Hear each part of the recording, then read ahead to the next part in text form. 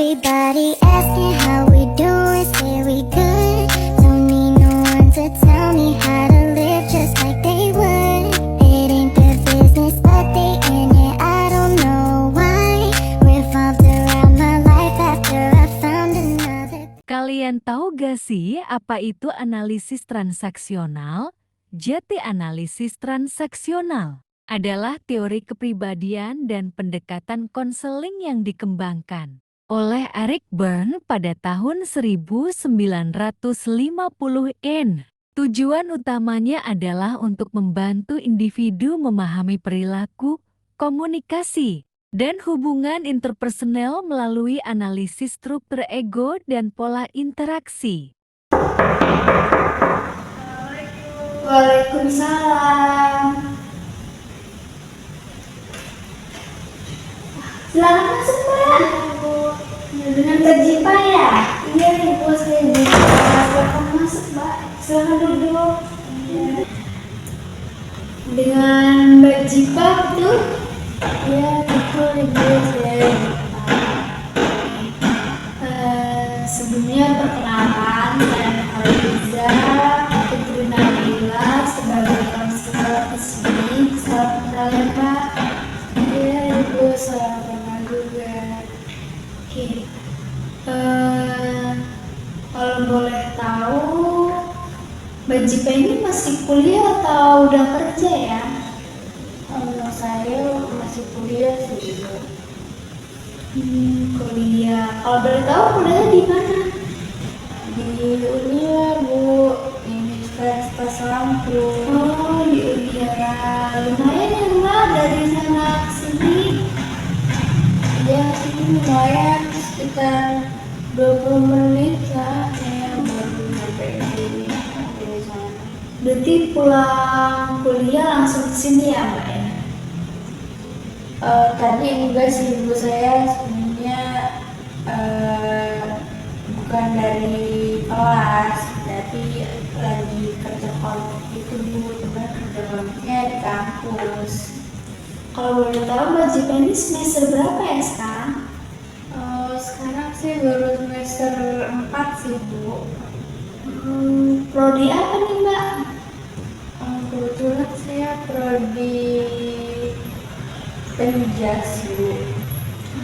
Prodi penjas. Oke. Sebelumnya saya mau nanya nih, maksud Mbak Jipa datang ke sini tuh apa ya? Jadi gini, Bu, saya datang ke sini itu karena saya itu ada permasalahan dulu sama orang tua saya, itu ibu saya. Jadi komunikasi saya sama dia itu kayak makin buruk gitu, tapi sering ribut gitu, Bu, di rumah. Jadi gitu, Bu. Oke, baik. Jadi Mbak Jipa datang ke sini itu buat melakukan proses konseling ya, Mbak? Iya. Oke, sebelum kita mulai, mungkin saya akan memberikan 3 asas yang perlu Mbak Jipa ketahui. Yang pertama ada asas kerahasiaan, di mana asas ini semua yang Mbak Jipa ceritakan ke saya itu akan saya simpan sendiri, tidak akan saya berbeda ke siapapun. Tapi jika itu membahayakan diri Mbak Jipa atau orang lain, mungkin saya akan memberitahu kepada pihak yang terkait. Lalu yang kedua ada asas keterbukaan, di mana asas ini saya harap Mbak Jipa terbuka pada saya tentang masalah yang sedang Mbak Jipa hadapi. Lalu yang ketiga ada asas kesukarelaan, di mana asas ini Mbak Jipa datang ke saya itu atas kemauan Mbak Jipa sendiri tanpa paksaan dari orang lain. Kalau saya boleh tahu, Mbak Jipa datang ke sini atas kemauan sendiri atau paksaan orang dari orang lain ya,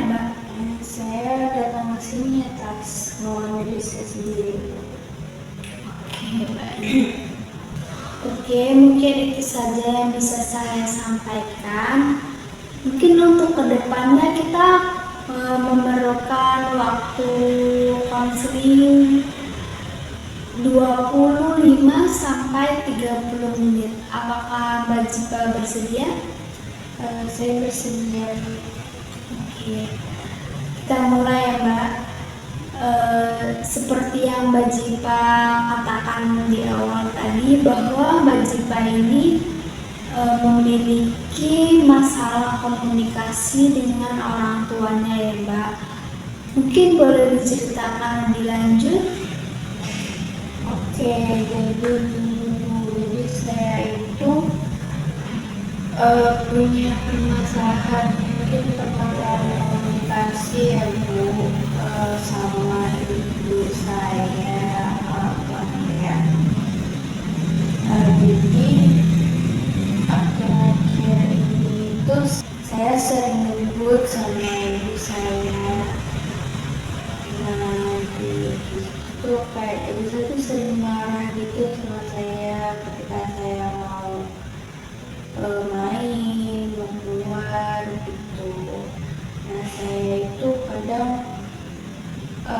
ya karena dimarahin gitu kan, kadang saya nggak bisa mengontrol emosi saya ya Bu, jadi saya kadang melawan gitu, atau kadang saya menjawab gitu Bu. Mungkin kalau boleh tahu kapan sih Mbak konflik itu biasanya terjadi? Ya itu tadi Bu, pas misalnya saya mau main, biasanya sih pas saya mau main nih sama teman saya, tapi waktunya tuh mungkin udah malam gitu, udah nggak terang lagi gitu. Biasanya itu saya kena marah gitu Bu, kayak dia ngomongin udah malam gitu, kamu itu anak perempuan gila Bu. Nah, saya kadang kalau begitu itu kayak gimana ya, kan saya mau main gitu, saya mau main kayak teman-teman saya juga gitu, teman saya aja kan boleh gitu kan, udah dewasa juga, tapi saya kayak masih dimarahin terus gitu. Jadi saya kadang menjadi melawan gitu. Lalu biasanya Mbak Jipa merespon hal itu bagaimana ya? Itu tadi kadang saya menjawab gitu kayak tadi, ya bukan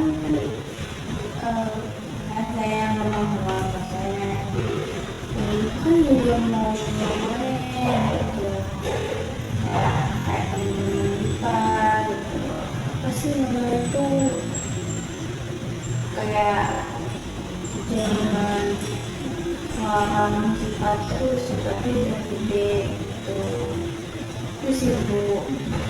Ada nggak sih Mbak dampak yang terjadi akibat permasalahan ini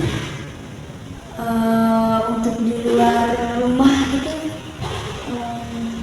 Kalau dampak kayaknya ada sih Bu, kayak kan saya sebelum dimarahin itu nggak dibolehin ya, jadi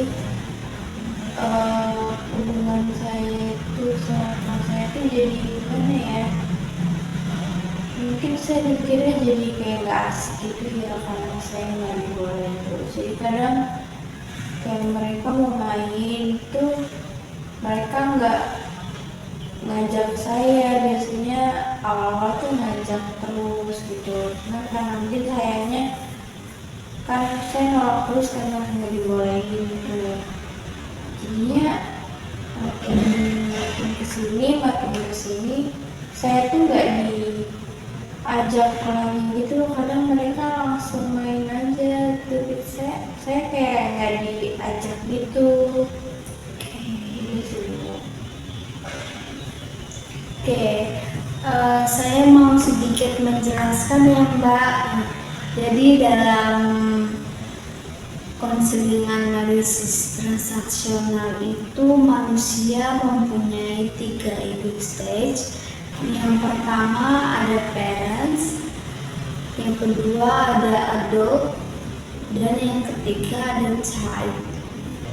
Tadi Mbak Jipa bilang bahwa di rumah itu Ibu Mbak Jipa sering menggunakan nada tinggi ya. Nah, itu berarti Ibu Mbak Jipa sedang berada di ego parents-nya, ego parents lebih tepatnya. Nah, saat Mbak Jipa menjawab atau merasa bersalah itu berarti Mbak Jipa sedang berada di ego child-nya.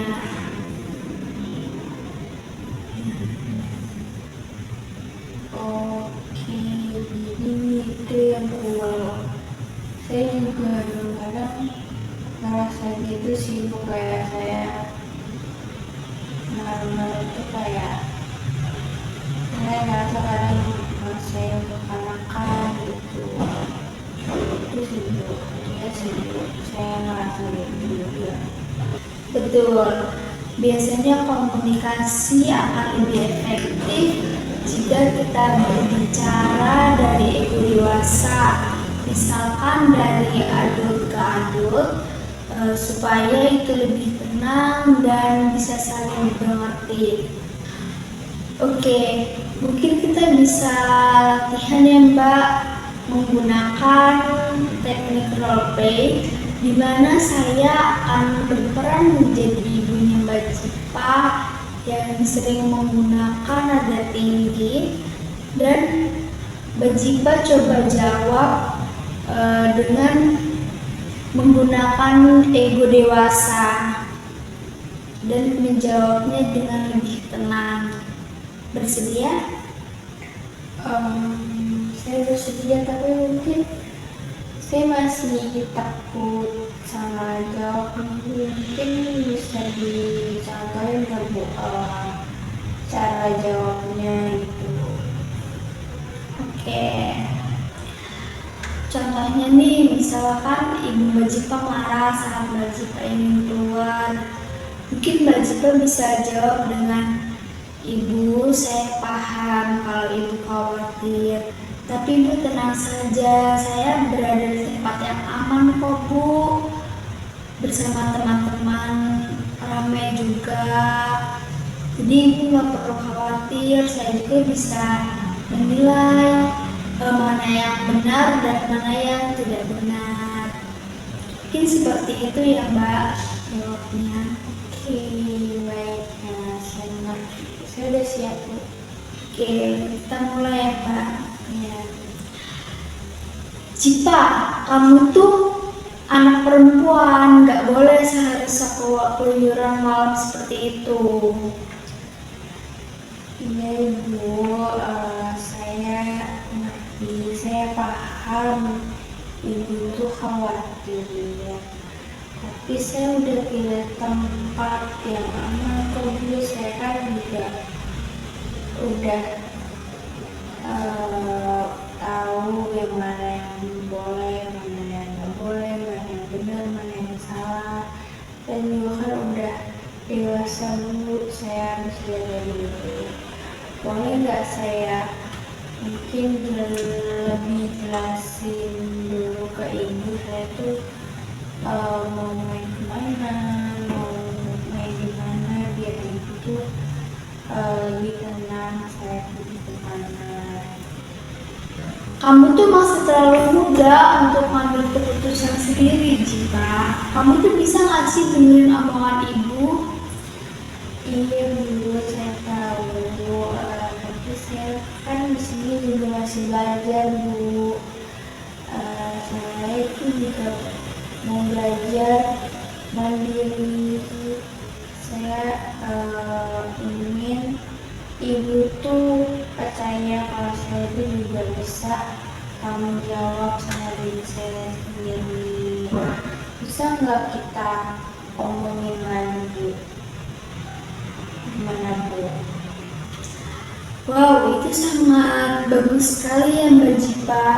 Berarti Mbak Jipa udah paham nih cara ngomong dari ego dewasanya.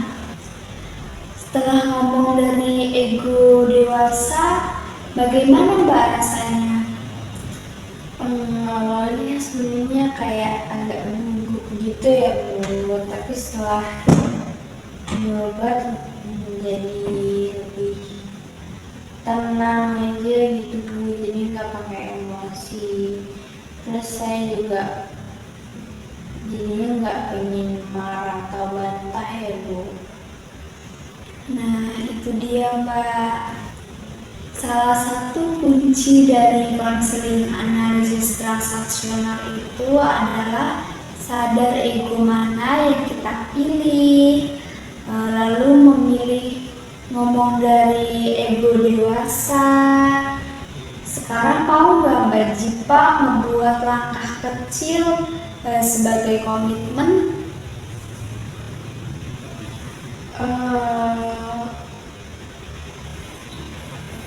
Mau sih Bu, saya mau coba bicara sama ibu saya dengan cara yang tadi, bicara yang lebih dewasa. Nanti mungkin misalkan kalau ada konflik lagi atau konflik yang lain atau konflik yang kayak tadi, ini saya pengen coba menggunakan ego dewasa yang udah saya coba tadi. Oke, bagus. Baik Mbak Jipa, jadi kita bisa buat kontrak ya Mbak, di mana isi kontrak itu berisi saya akan mencoba berbicara dengan ibu secara dewasa dan bisa menjelaskan perasaan atau pendapat tanpa amarah. Oke, itu isi kontraknya ya Mbak. Oke Bu, baik, saya setuju. Hari ini Mbak Jipa sudah belajar mengenai ego stage, memahami pola komunikasi dan mencoba komunikasi yang lebih sehat lagi lewat role play ini. Perubahan memang gak bisa instan ya Mbak, tapi satu langkah kecil itu bisa sangat berarti. Kalau boleh saya tahu, bagaimana perasaan Mbak Jipa setelah sesi konseling kali ini? Perasaan saya lebih tenang sih Bu, ya saya juga jadi lebih paham tentang tadi yang ego state tadi, terus gimana cara saya nanggepin mungkin amarah ibu saya. Jadi saya juga jadi lebih optimis ke depannya saya ini harus gimana gitu. Oke Bu, sebelumnya mungkin saya mengucapkan terima kasih Bu karena sudah mau mendengarkan permasalahan saya dan bantu saya menemukan solusi ini. Oke, sama-sama ya Mbak, semoga cepat selesai masalahnya. Oke, baik Bu. Oh iya, untuk perkembangan ke depannya Mbak Jipa, mungkin bisa kita bicarakan lewat WA ya Mbak. Nanti saya akan kasih nomornya ke Mbak. Oh iya, baik Ibu. Oke Bu, terima kasih banyak ya Bu. Mungkin saya mau pamit nih Bu, saya mau ada kelas lagi. Oh, mau ada kelas lagi, ya boleh. Oke. Iya, saya antar Mbak. Iya Bu, terima kasih.